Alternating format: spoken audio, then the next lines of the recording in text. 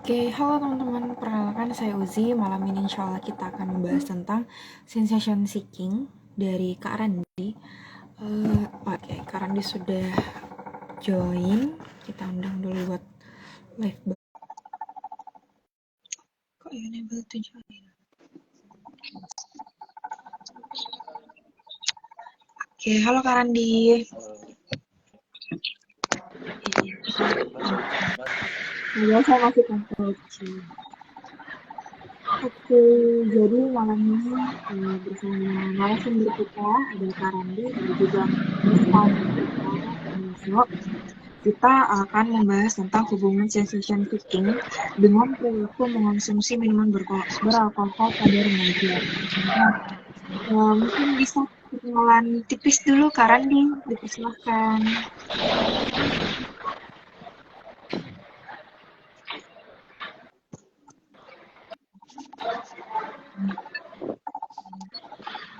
Halo Usi. Iya, Kak. Jadi saya Randi, saya mahasiswa psikologi angkatan 2015. Lulus tahun kemarin 2021. Dari tahun 2015 sampai 2021 di psikologi. Nah, mungkin pertanyaan mungkin kita langsung aja ke poin-poinnya ya Kak. Nah, Kak Randi kan membahas tentang hubungan sensation seeking dengan perilaku mengonsumsi minuman beralkohol pada remaja. Nah, kalau boleh tahu, alasannya Kak Randi ambil variabel sensation seeking gitu untuk diteliti apa sih menariknya sensation seeking ini?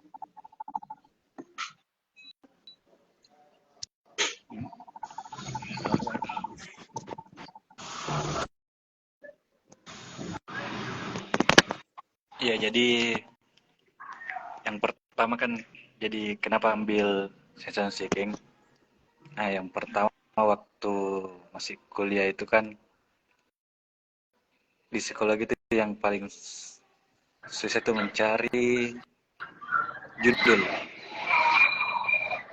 Nah, yang paling susah itu menentukan judul karena kita diminta untuk mencari apa masalahnya. Kita harus berpikirkan apa masalah yang terjadi di lapangan. Nah, waktu saya pemikirannya, saya kemarin saya lebih mencari bahwa apa manfaat dari penelitian saya. Nah, cuman setelah berdiskusi lama, hampir mungkin 1 tahun, baru saya diskusi terus. Saya di diskusi dengan teman-teman, disuruh cari masalah yang terdekat. Jadi saya berpikirnya ya, mending cari yang variabel negatif dulu. Nah, yang paling dekat di lingkungan kemarin, ya itu, ada beberapa variabel. Nah, termasuk sensation seeking. Nah, sensation seeking sendiri kan itu sebenarnya bisa beberapa yang bisa kita kenakan. Bisa berkaitan dengan pecinta alam, bisa juga dengan kenakalan remaja. Nah, selain tadi dari itu juga saya juga lihat lagi siapa yang mau saya teliti, sampelnya dari mana. Nah, di situ saya lihat berita juga, ya kebanyakan pada tahun itu yang bermasalah juga di berita itu remaja. Di akhir ada beberapa remaja kemarin yang saya lihat di berita mulai muncul, termasuk ada yang berkelahi, melakukan begal, kekerasan, tawuran. Nah, ada beberapa faktor yang mempengaruhi. Kemudian saya baca lagi di perpus umum, dan ternyata ada satu variabel yang unik. Nah, unik ini ya sensation seeking, di mana pada dasarnya orang melakukan sesuatu kegiatan itu kan bisa jadi ada beberapa faktor. Yang pertama dari lingkungan maupun dari dalam diri sendiri. Nah, dari lingkungan biasanya orang melakukan itu karena konformitas, entah itu bergabung di satu komunitas terus ikut-ikutan karena melihat temannya semua melakukan, atau dia melihat suatu model. Nah, tapi ada juga hal yang dimana itu memang dari dirinya sendiri. Nah, dari dirinya sendiri itu yang kita lihat, yang pas saya baca ada yang namanya sensation seeking. Nah, sensation seeking ini sendiri itu dimana kita melakukan suatu hal untuk mencari sensasi tersendiri. Nah, itu yang membuat saya meneliti atau mengambil sensasi seeking ini. Oke, Kak Basno barangkali ada? Oke. Bahas. Halo. Muncul deh. Oh, nggak muncul Ki gambarnya Kak Basno, Kak? Muncul sebelah. Oh, nggak muncul gambarnya. Iya, Kak Bas. Mungkin minta tolong bisa Ki join ulang, nanti saya undang ulang Ki. Gimana Kak Bos? Di luar, bro. Oke. Menarik juga ini penelitiannya Saudara Landi, karena Minum. karena berhubungan dengan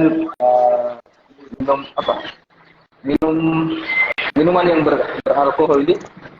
Nah, saya sempat baca juga deskripsinya Bung Randi. Nah, di situ saya lihat subjeknya ini ya, remaja. Remaja akhir. Nah, bisa Bung Randi dijelaskan kenapa mengambil subjek remaja akhir? Apa alasannya? Oke, terima kasih Saudara Kakak Baso. Mungkin kenapa saya ambil remaja akhir? Karena menurut usianya kan, usia menurut saya lupa juga. Capek kemarin itu.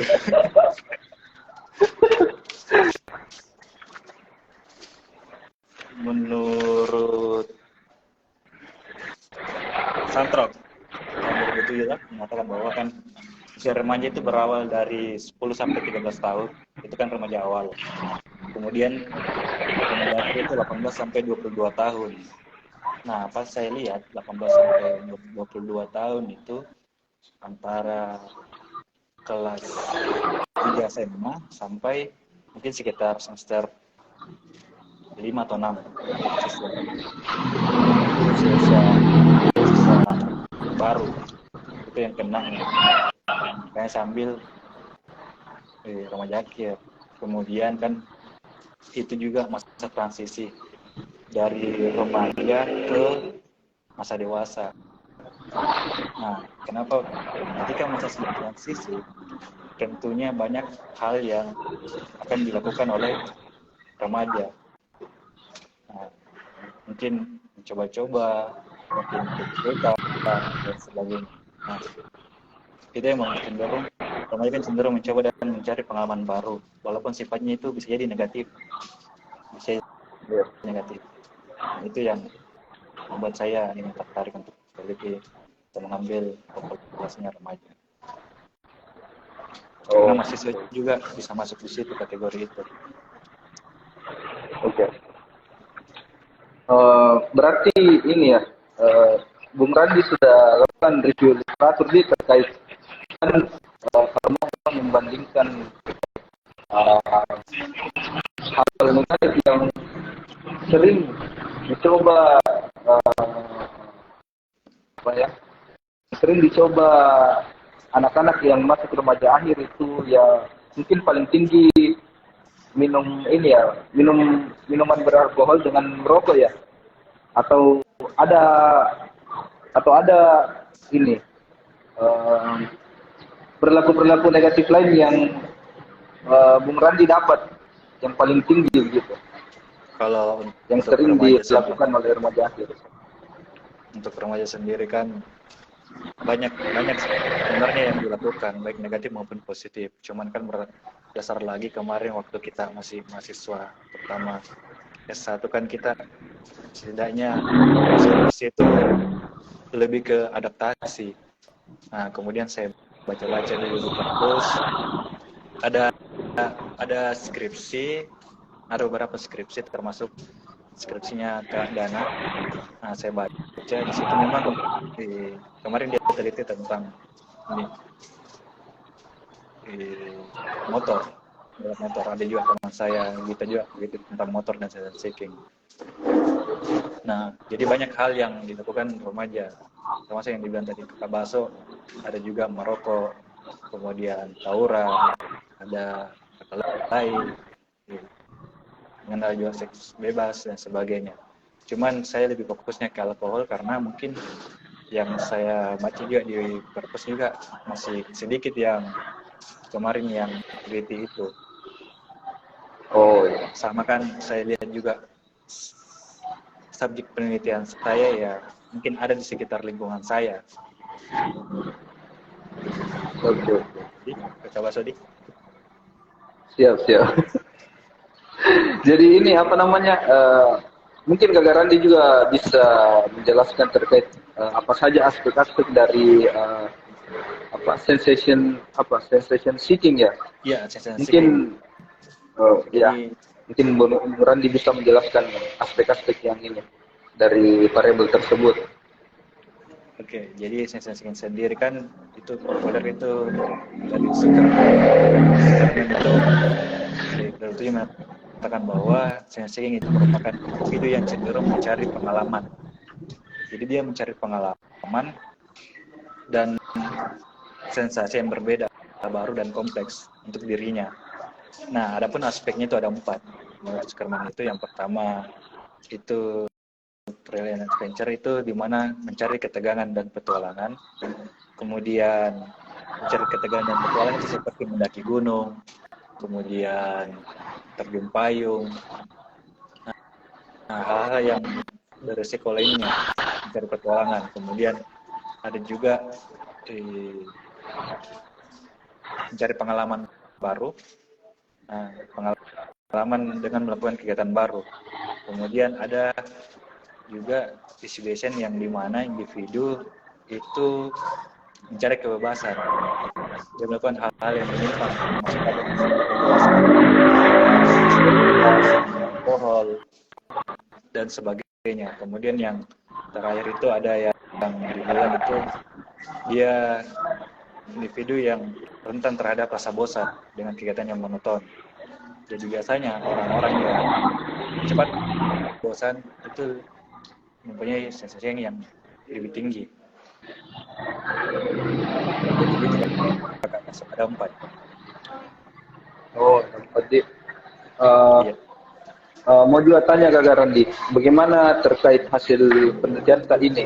Bagaimana hubungan sensation seeking dengan perilaku mengonsumsi minuman alkohol pada remaja? Kan kalau kita ujikan pasti ada kayak nilai sumbangsi. Kan banyak faktor yang ini Pak, banyak variabel yang mempengaruhi kenapa remaja mengonsumsi minuman beralkohol tuh. Nah, mungkin bisa Bung Randi jelaskan hasil penelitiannya dari skripsi yang sudah dikerjakan. Hasil penelitian apanya nih, gambaran deskripsinya atau uji hipotesisnya? Uji hipotesisnya, Kak. Diterima.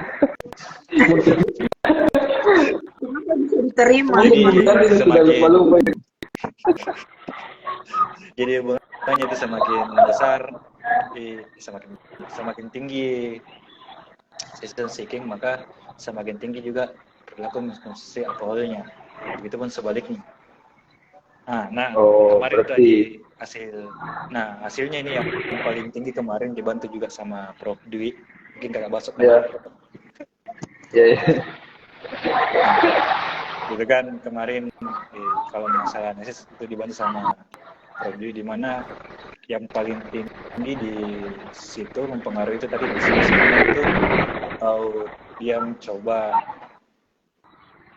melakukan kegiatan yang menyimpang itu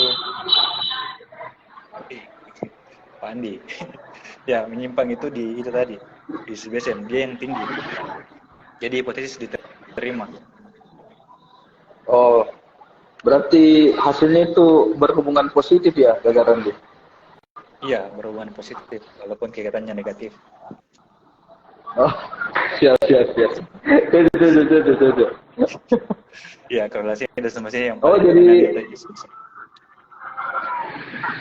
Tapi Kak Randi ini sudah lakukan uji ini ya, uji praktek atau tidak terkait itu? Sensation seeking Di ke aspek itu tadi. Jadi ujinya yang oh kemudian hubungan aspeknya yang paling tinggi itu di distribution-nya yang dimana dilanjutkan hasil oh uji hipotesisnya itu ditemukan bahwa nilai signifikan yang diperoleh sebesar 0,000 di bawah 0,5 sehingga hipotesis yang diajukan berarti itu diterima. Nah, terima di berarti di mana terdapat hubungan antara sensasi dengan perilaku mengonsumsi minuman beralkohol sebesar 0,425 nilai koefisiensi korelasinya. Oke. Mungkin Kak Randi juga bisa ini gambarkan bagaimana aspek yang paling dominan itu mempengaruhi remaja dalam ini mengonsumsi minuman beralkohol. Kan tadi setiap aspek punya definisi sendiri-sendiri. Nah, mungkin Ya. bisa digambarkan lebih detail bagaimana aspek tersebut bisa mempengaruhi remaja dalam meminum minuman beralkohol. Ya, jadi Susah juga ini judulnya. Berat. Bikin mabuk juga. harus minum dulu nih. Minumkan dulu. Nah, jadi aspek ini disingkat dismiss saja jadi susah disebut. Ya. Ya, langsung saya. Nah, relasi dan substansi yang paling dominan itu dibanding dengan aspek yang lainnya karena itu tadi remaja itu paling suka memang melakukan hal-hal yang di luar dari aturannya atau mencoba hal yang di luar dari norma. Nah, kan normanya kita tidak boleh, tapi biasanya kita lebih suka melakukan apa yang dilarang. Nah, kemudian menurut seperti tahun 2012 ditemukan bahwa motif dan sensation seeking berhubungan dengan perilaku minum beralkohol pada remaja di Thailand. Teman lebih lanjut menunjukkan bahwa distribusi sebagai aspek sensation seeking merupakan indikator terkuat dengan frekuensi minuman beralkohol. Hasil penelitian yang dilakukan oleh Kopstein dan Martin 2001 menemukan bahwa dimensi distribution pada individu berpengaruh dengan perilaku mengonsumsi minuman alkohol. Hasil yang didapatkan pada tabel 6, pada tabel saya itu menunjukkan bahwa individu cenderung berada pada tingkat sensation seeking yang sedang dengan perilaku mengonsumsi minuman beralkohol. Dengan frekuensi waktu yang digunakan dalam konsumsi minuman beralkohol itu intensitasnya juga tergolong masih sedang.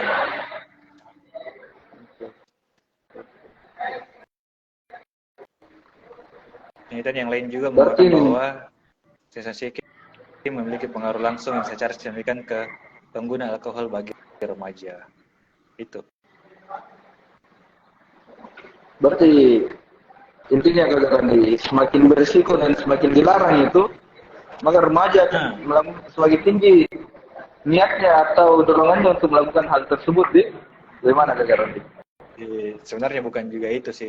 Tadi kan ada dua faktor, faktor lingkungan sama faktor. Jadi kan sensasi juga itu dipengaruhi ada dua dari apa? Saya lupa sudah lama. Bukan dari negeri. Rumahnya kerjaan di kantor ini kejadian. Tadi kesan disinggung masalah ini konformitas. Oh iya, ada tadi dua faktor. Itu ada faktor lingkungan. Ternyata faktor lingkungan itu ada karena teman sebaya.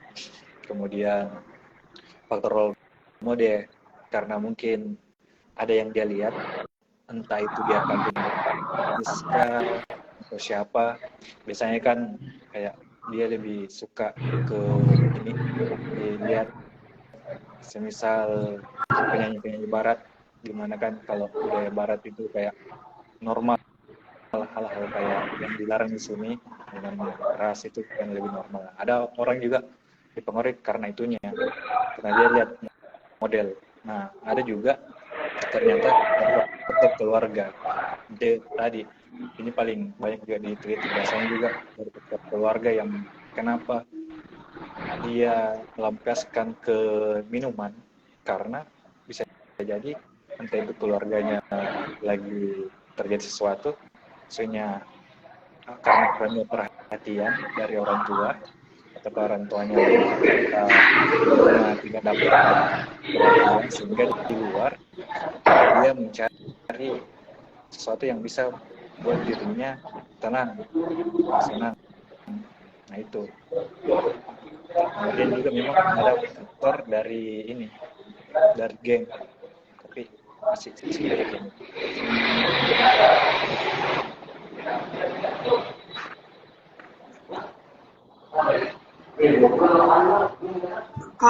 Kalau dari semua faktor itu Kak, yang paling tinggi pengaruhnya itu yang bagian apa?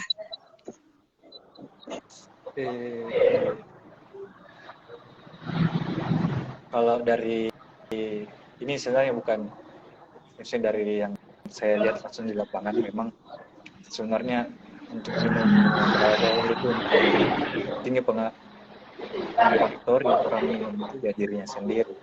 Biar kita berada di lingkungan yang mungkin teman-teman atau kampus kita minum, kalau kita masih kuat bahwa kita tidak mau minum, ya kita akan ini. Walaupun teman kita mungkin sebaliknya, walaupun kita berada di lingkungan entah itu di dalam lingkungan pesantren kah atau dalam pendidikan dan sebagainya, tapi kalau diri kita memang suka mencari sesuatu atau tinggi dan lebih alihkan itu ke alkohol, ya pasti kita minum.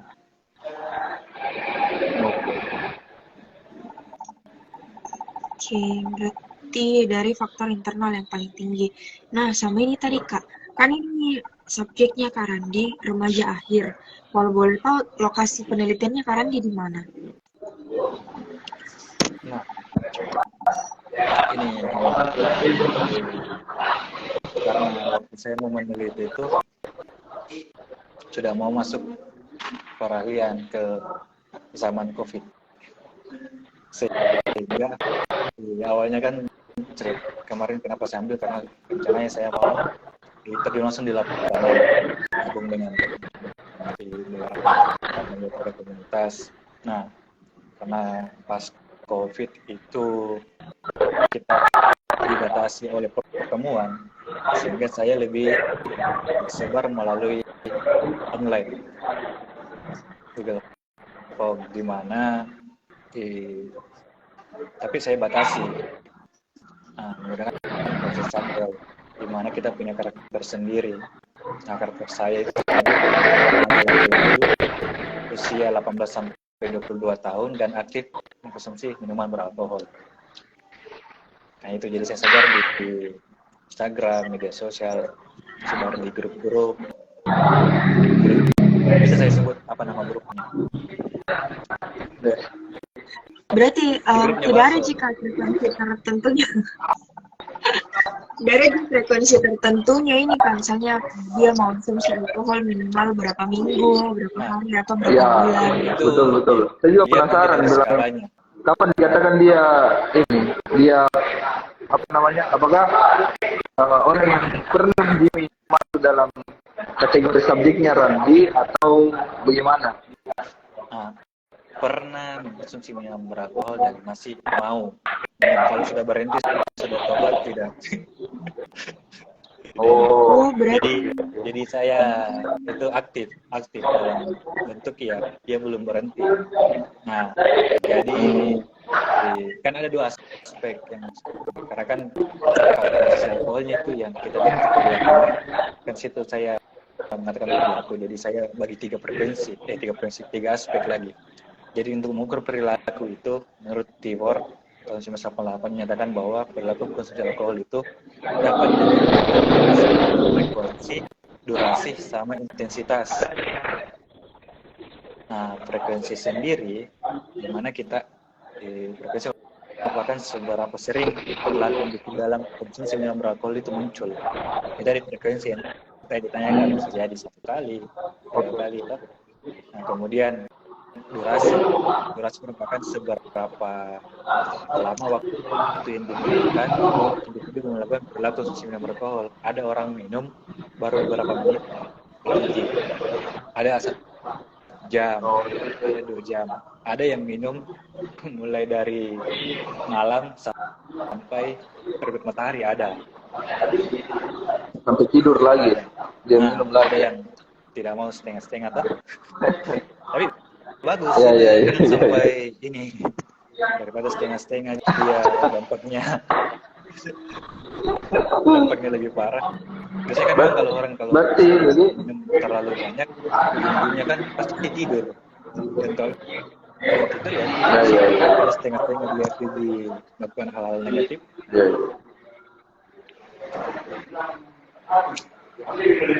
Berarti yang masuk subjeknya itu walaupun dia intensitasnya rendah, tetap masuk ya. Tetap masuk. Tapi masih minum. Yang penting dia masih minum. Karena kan yang kita mau ukur itu kita melihat sensasi. Iya. Berarti mau kita tahu kenapa dia minum, Kenapa dia minum? Apa yang mendorong dia minum? Apakah Kakak Randi ini juga mencari tahu secara literatur apa sebenarnya penyebab, misalnya dia ini remaja minum minum karena dipengaruhi sensation seeking terhadap minuman beralkohol. Nah, kan sensation seeking itu bisa muncul karena beberapa faktor lagi. Nah, mungkin Kakak Randi coba review literatur lain terkait apa penyebab sensation seeking yang menyebabkan orang minum minuman beralkohol, atau bagaimana? Oke, jadi yang pertama kita kembali ke latar belakang dulu. Waktu itu kan sekali lagi kan kita saat itu kan kita merasakan masalah, kemudian beradaptasi. Nah, waktu itu saya sebar dulu di grup, saya sebar dulu formnya, dan pertanyaan awal itu lebih ke terbuka. Nah, jadi ada beberapa data awal saya. Nah, data awal saya itu mana data awal saya? Hilang data awalnya nih, kayaknya bumerang ini. Langsung kesimpulan, Pak. Nah, ini saya bagikan ke penelitian. Nah, menurut data awal yang saya temukan itu dengan berbagai faktor, yakni ada 33,7% itu mencoba hal baru, 30,7% merasakan sensasi tersendiri, 22,8% itu teman, dan 12,8% itu untuk menghangatkan pelarian. Nah, dan tadi ikut teman itu di kompromi itu kan di luar faktor lingkungan. Nah, yang kenapa saya juga terlibat itu karena memang agak tinggi karena mencoba hal baru. Banyak yang berawal dari coba-coba. Banyak itu yang coba-coba, yang nyaman ya coba terus. Dan ada juga karena mau dapat sensasi tersendiri, karena itu tadi mungkin ya orang yang sudah minum terus dia rasakan itu enak, ada sensasi yang dia dapat, dia coba minum lagi. Nah, itu. Berarti coachnya malam ini jangan coba-coba. Iya. Sekali coba enak, kecanduan. Begini Kakak Randi, mungkin Kakak Randi pernah baca atau mencari tahu kira-kira kenapa apa namanya? Kenapa kan tadi Kak dibilang dia mau coba-coba.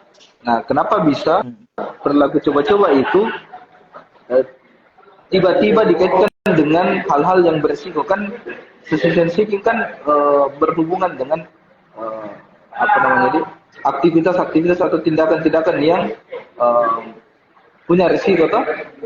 Nah, kira-kira bagaimana? Kenapa bisa hal yang coba-coba menjadi eh, apa namanya? Coba-coba menjadi eh, meningkat ke hal-hal yang berisiko. Mungkin Kak pernah review literatur terkait itu. Ya. Yang pertama tadi kita kembali ke Rusia dulu. Tadi saya bilang masalah Harlot akan mengatakan bahwa masa remaja sebagai masa periode perubahan. Jadi ada bunyi itu tahun 1980. Nah, periode perubahan itu ada baik perilaku maupun secara fisik. Terdapat 5 perubahan yang sifatnya universal, yakni pentingnya emosi, perubahan minat, perubahan peran yang diarahkan kelompok sosial menimbulkan masalah baru, perubahan nilai yang disebabkan oleh perilaku dan ingin terlihat dewasa, membuat remaja cenderung mencoba dan mencari pengalaman baru. Nah, perilaku yang ingin terlihat dewasa ini yang biasanya membuat remaja mencoba itu, karena kan merasa bahwa mau bukan dewasa. Orang dewasa bisa kayak tidak apa yang dilakukan hal-hal negatif itu secara ini kan, secara normalnya yang dia lihat, sehingga baik yang dia coba, dia coba tidak apa gini sudah dewasa, mau nggak masih dewasa karena tergantung. Nah itu tadi karena mau dibilang dewasa, dia mencoba hal negatif. Saya kan tidak mesti hal negatif, ya hal positif. Nah kemudian juga itu tadi sejalan dengan ini Robert tahun 2003 mengungkapkan bahwa sedikit pada individu disebabkan oleh keinginan untuk mendapatkan kegairahan dan mengoptimalkan rangsangan dengan cenderung mencari stimulus baru yang luar biasa. Nah, bisa kita garis bawahi tadi, mencari stimulus baru yang luar biasa. Nah, ketika orang ini yang saya lihat di lapangan, ketika orang mengonsumsi minuman beralkohol, kita coba tingkatkan. Jadi, kalau tadi saya lupa bilang bahwa minuman beralkohol itu menurut siapa saya lihat di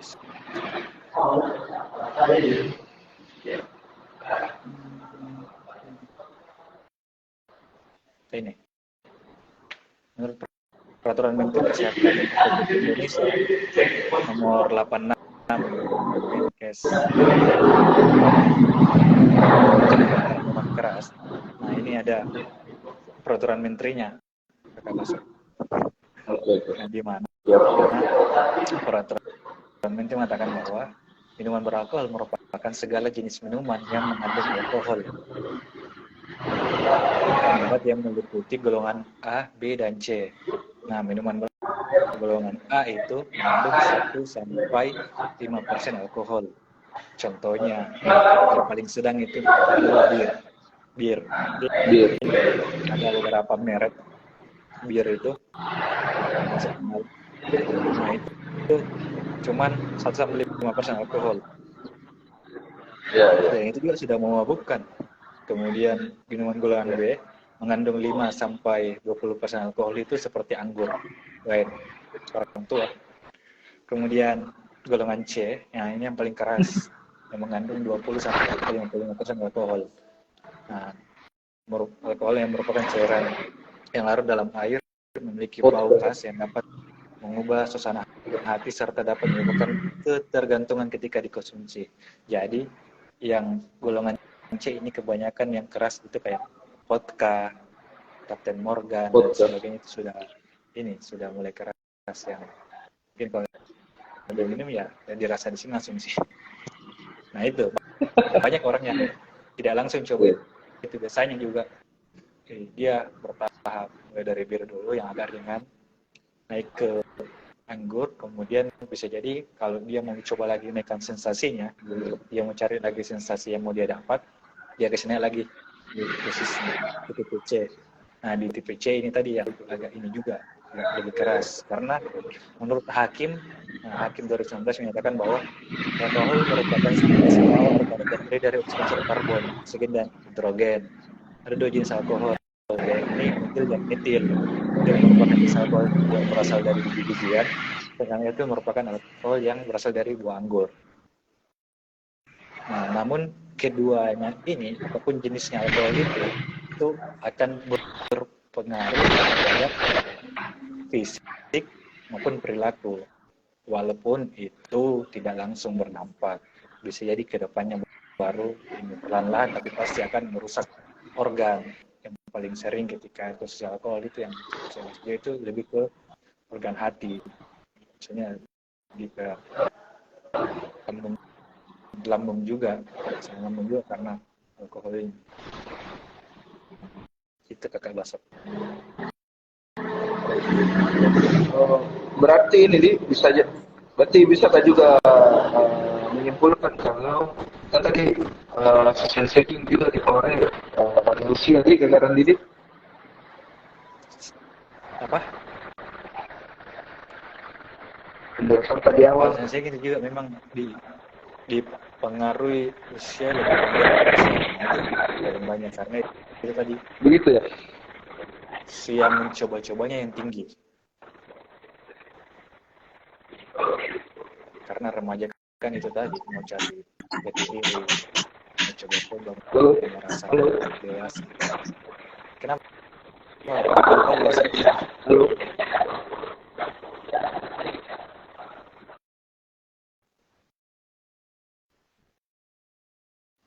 Kan kita bilang decision seeking juga dipengaruhi oleh faktor usia.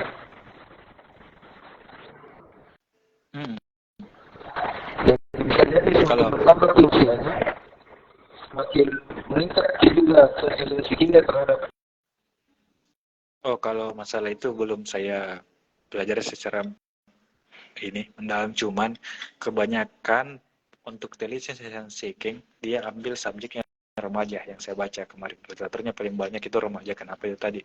Ada beberapa faktor yang muncul di saat remaja paling tinggi. Termasuk tadi yang balapan liar, bukan dia lebih ke remaja. Karena ketika sudah dewasa dia lebih sudah tahu risikonya. Sudah timbang ini. Kalau masih remaja kan, coba dulu selagi muda, kan ada bahasanya itu, selagi muda nikmati masa muda. Itu yang dia gunakan biasa remaja-remaja. Nah, yang perlu ditahu juga tadi ini ada yang penting juga ditahu bahwa Widodo 2004 menyatakan bahwa minuman beralkohol merupakan zat psikoaktif yang memiliki sifat adiksi dan adiktif. Nah, zat psikoaktif ini merupakan golongan yang mempengaruhi fungsi kerja otak yang menyebabkan perubahan pada perilaku, emosi, kognisi, dan kesadaran individu. Kemudian ini menyebabkan ketergantungan atau kecanduan. Nah, ketika kita sering mengonsumsi juga minuman alkohol, bisa jadi akan mempengaruhi emosi kita. Yang awalnya orang-orang itu kayak pendiam, penyabar, ya tiba-tiba dikit-dikit langsung emosi, langsung marah. Alkohol juga salah satunya ketika saya pernah juga ini di KKN di suatu lembaga BNN di mana pada awalnya sebelum dia sentuh narkoba pasti dia minum dulu alkohol dulu. Nah itu setelah itu minum kecanduan. Biasanya juga kalau alkohol ya merokok juga biasanya orang. Nah itu dari kecil dia coba misalkan rokok, naik sensasinya, didapat sensasi, kemudian coba lagi alkohol, adalah sensasi yang dia dapat, semakin dia suka lagi. Nah dia coba semakin tinggi ya, coba narkoba, coba mini segala macam, hingga seterusnya dia akan merasa Kalau sudah dapat sensasi tinggi itu dia enak, dia rasa. Dia tidak pikir ini negatif atau positif. Pokoknya dia dapat ini, sehingga ketika kita menghadapi orang kan banyak itu. Ini kita kan gampang diceramah orang. Jangan lakukan ini, jangan lakukan itu, ini segala macam. Kita tidak tahu ternyata dia melakukan itu ada sensasi yang dia dapat. Nah, sensasi yang dia dapat ini yang tadi yang sebenarnya bagus diteliti. Nah, terutama sensasi seeking itu lebih bagus diteliti secara kualitatif. Yang kan secara kuantitatif, sehingga hanya melihat bahwa ada hubungannya ini dengan ini. Tapi ternyata yang bagus sebenarnya secara kualitatif, kita akan bisa tarik kenapa, bagaimana, dan apa alasannya dia sehingga melakukan itu. Karena masing-masing orang akan beda sensasi yang dia dapat dan beda alasannya dia melakukan suatu hal, yaitu negatif maupun positif. Begitu Kakak Husein. Kalau berarti yang saya tangkapin itu bisa jadi ini dia saling mempengaruhi. Kayak misalnya tadi dijelaskan kan dengan berlaku kan ada zat adiktifnya tuh membuat kecanduan. Nah, itu mungkin juga dapat mempengaruhi meningkatnya sensation seekingnya pada remaja. Karena kan kayak tadi contohnya minuman itu berlevel-level sih. Ada yang 5%, ada yang 10%, ada yang 20%. Nah, kalau dari penjelasannya Randi, bisa jadi memang ini ada hubungan timbal balik. Jadi bisa jadi sensation seeking mempengaruhi remaja, meningkatkan konsumsi minuman beralkohol. Bisa jadi juga minuman beralkohol meningkatkan sensation seekingnya remaja, karena ada tingkatan kan di situ di minuman beralkoholnya dengan sensation seekingnya. Karena kan tadi penjelasan juga sensation seekingnya semakin lama semakin cari hal-hal yang memiliki resiko seiring berjalannya waktu tuh. Jadi itu mungkin yang saya tangkap dari penjelasannya Bung Randi. Cocok. Karena sensasi itu memang mencari sensasi. Ketika dia dapat, terus kita orang itu cenderung, tadi kan ada 4 aspek yang saya jelaskan, petualangan, mencari pengalaman baru, di kebiasaan. Nah, ketika dia stabil terus, biasanya dia tambah dengan yang lain lagi, sensasi. Nah, minusnya di berita-berita kan banyak sampai di overdosis, sampai melakukan hal negatif lainnya. Karena itu tadi dia minum, merasa bahwa sudah terbiasa, dia tambah, dicampur dengan hal yang lain. Sudah overdosis. Ingin dapatnya sensasi itu semakin tinggi, dan itu jadi negatif. Berarti jauhi ini ya Bung Randi, jauhi alkohol ya, jauhi alkohol. Tergantung. Siap. Tergantung situasi dan kondisi ya. Sedikit. Iya, karena ada juga alkohol obat juga. Waduh, iya Pak. Karena mungkin kita ini dibatasi dengan norma yang ada di sini. Ya mungkin kalau di luar negeri kan tidak ada di masyarakat, karena mungkin fungsinya minuman ya untuk ya. Begitu yang saya dengar. Itu saya dengar. Nonton. Oh, yang didengar dan bilang teman. Oke, siap. Nah, karena di ujung, saya simpulkan dulu sedikit sebelum kita lagi ngobrol santai lagi.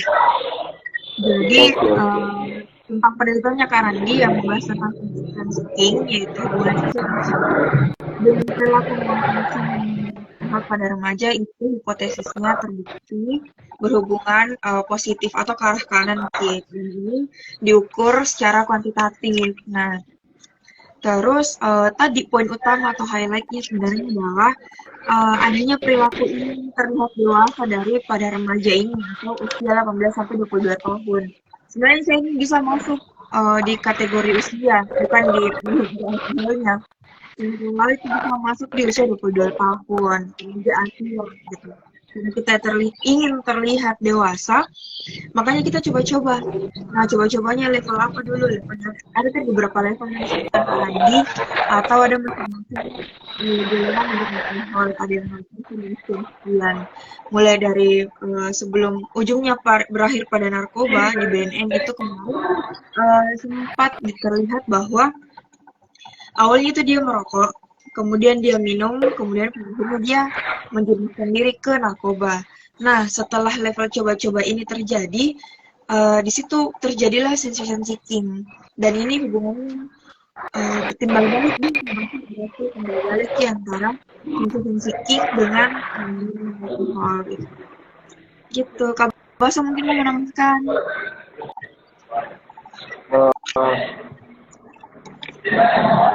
Sebenarnya masih banyak yang perlu juga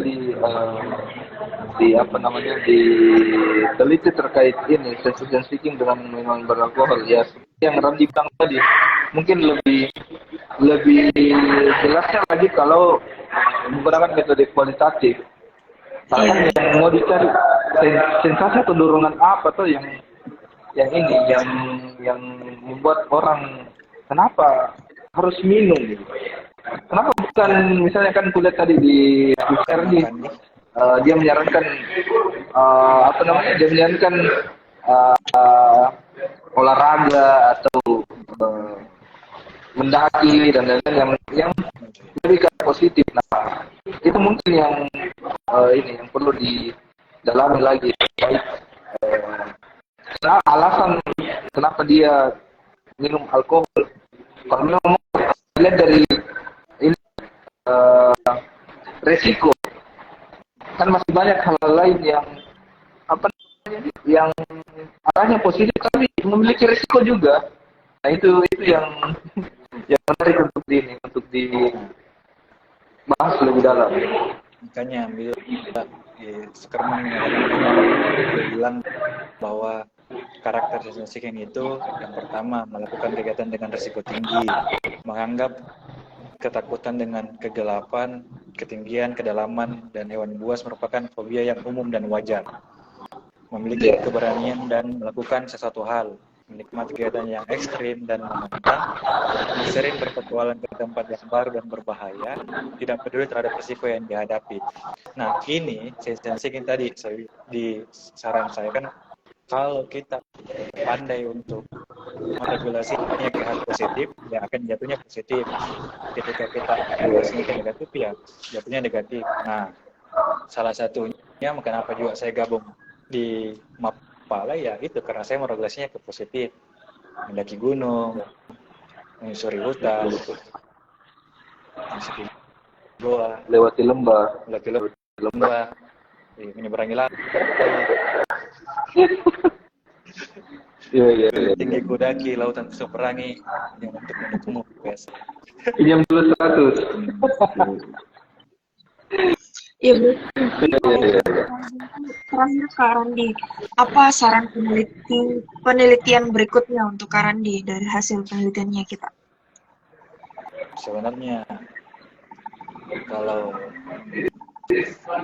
saran itu kan tadi yang saya bilang, jika kita kuantitatif, kita hanya melihat dari luar saja, kita hanya melihat jumlah ini, dan untuk menyatakan bahwa itu valid atau tidaknya kadang masih bingung juga. Kenapa kan kalau kita sebar secara online, kemudian kita juga bahwa itu betul-betul dia isi, atau hanya sekedar tidak enak karena kita teror terus untuk bagi skala, kemudian bisa jadi dia hanya isi setuju terus atau tidak saja.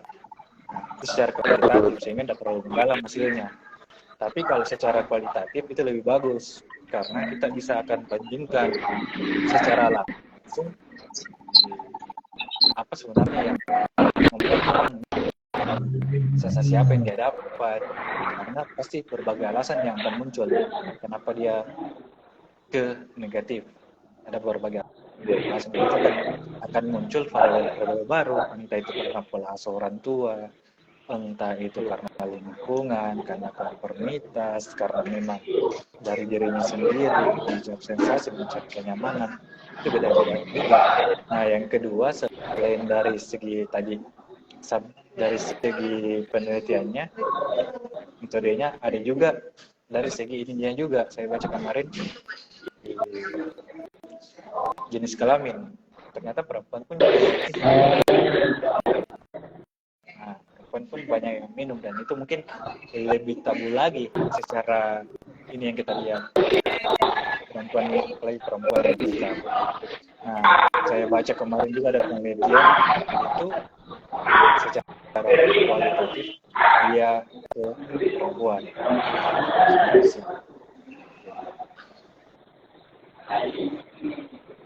Tapi subjeknya Bung Randi ada perempuan? Tidak, saya fokusnya ke laki-laki. Kemarin ada yang mau isi perempuan, dia bilang Kak, si perempuan juga. Jadi saya bilang tidak, dari karakternya. Makanya itu saya bilang kalau secara kuantitatif dan sebar online itu yang tidak bisa kita kontrol. Apa betul ini yang isi sesuai atau hanya sekedar mau isi saja? Oke. Karena banyak juga yang isi memang asal isi. Nah, saya buang variabel yang itu, saya buang item yang ini, yang subjek. Berarti di filter ya, filter dulu. Filter dia itu pasti isi checklist setuju terus semua itu kentara baru kita baca. Dia hanya sekedar tidak enak karena kita chat. Betul. Saya kira subjeknya perempuan, kata Randi. Kalau perempuan nggak bisa dilanjut. Jadi ya ada kualitatif yang Bung Randi. Ada yang chat saya, dia minum perempuan mau isi bang, saya nggak usah isi, bang saya bisa ini. Oke, bagus. Bukan di saya yang chat itu tuh, bukan di saya yang chat, bukan di saya itu. Perempuan yang chat juga. Oh, perempuan. Oh, perempuan. Oh, saya kira itu nih. Saya jaga-jaga juga ini. Saya langsung isi sambil ini. Aduh. Itu bagus memang, sebenarnya ini sensasi itu bagus sekali diteliti secara kualitatif, bukan hanya dari ini, bukan hanya dari negatifnya, maksudnya tidak perlu untuk sosial alkohol, ada yang hal lain seperti pengakuan yang berisiko kayak panjat tebing, tapi yang lebih ekstrim lagi, atau terjun payung dan sebagainya, hal-hal yang ekstrim itu juga bisa kita ini tidak mesti hal-hal negatif. Siapa tahu dari hasil penelitian kita ada yang baca terus ternyata ada remaja atau siapapun itu yang baca terus tertarik lakukan itu karena dia bilang dapat ini ya, orang dapat rasa ini ya, dia mau coba juga karena positif, itu lebih bagus lagi.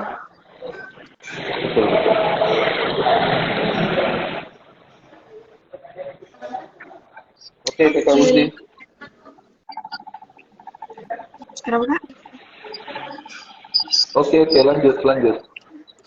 Oke, jadi gila. Sudah hampir 1 jam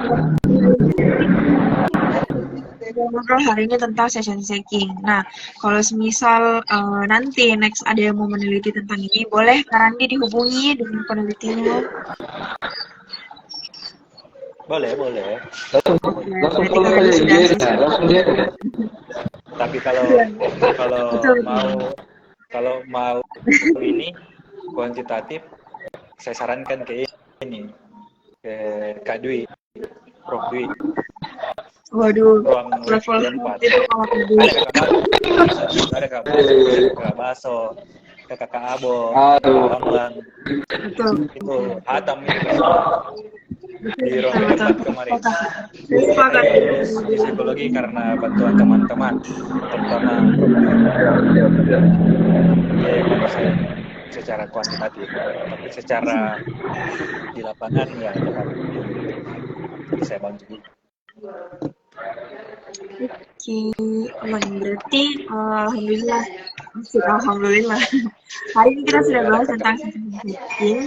Kakak Ahyar juga ikut jago. Ya, Kak Ahyar. Nanti semoga ada selanjutnya Kak Randy. Kak Basu juga ditunggu gebrakan berikutnya supaya jadi diundang lagi, Kak. Nanti Kak Basu jadi host lagi.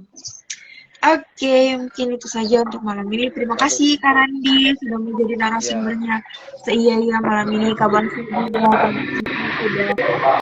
menjadi host kamu malam ini. Insya Allah kita bakalan gabung buat next project lagi. Sampai jumpa di seia-ia berikutnya. Saya mematikan. Terima kasih. Terima kasih. Sama. Jangan minum bakso.